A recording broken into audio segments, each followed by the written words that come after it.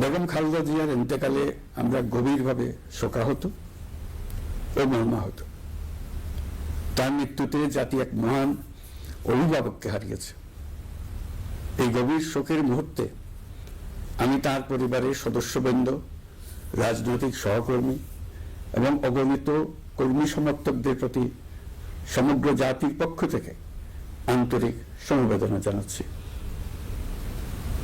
মহান আল্লাহর কাছে আমার প্রার্থনা, তিনি যেন আমাদের সবাইকে এই গভীর শোক কাটিয়ে ওঠার শক্তি দান করেন। বেগম খালেদা জিয়া ছিলেন বাংলাদেশের রাজনীতিতে এক পরম মহিমান্বিত ব্যক্তিত্ব।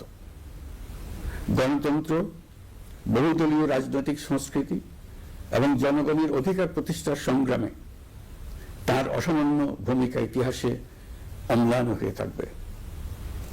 স্বৈরাচার ও ফ্যাসিবাদের বিরুদ্ধে তার আপসহীন নেতৃত্ব বারবার জাতিকে গণতন্ত্রহীন পরিস্থিতি থেকে উত্তরণের পথ দেখিয়েছে এবং মুক্তির প্রেরণা জুগিয়েছে।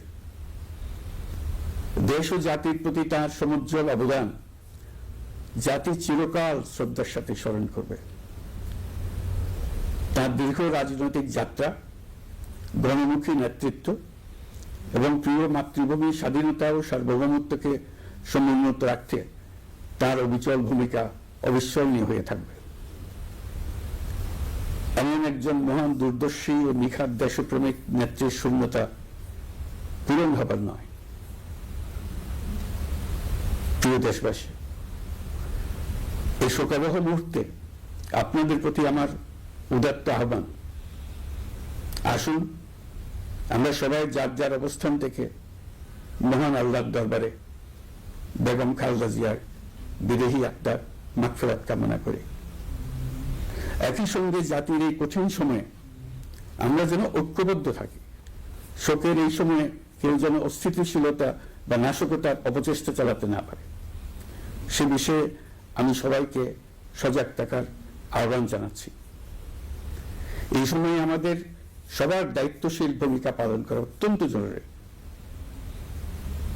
প্রিয় দেশবাসী, সাবেক প্রধানমন্ত্রী বেগম খালেদা জিয়ার মৃত্যুতে আমি 3 দিনের রাষ্ট্রীয় শোক এবং আগামীকাল তার নামাজে জানাজার দিনে একদিনের সাধারণ ছুটি ঘোষণা করছি।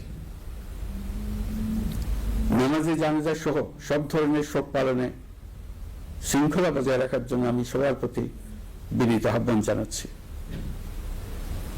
প্রিয় দেশবাসী, আমি জানি আপনারা সবাই এই সময়ে অনেক আবেগাপ্লুত। আমি আশা করছি শোকের এই সময়ে আপনারা ধৈর্যের পরিচয় দেবেন এবং তার জানাজা সহ সকল আনুষ্ঠানিকতা পালনে সংশ্লিষ্ট সবাইকে সহযোগিতা করবেন।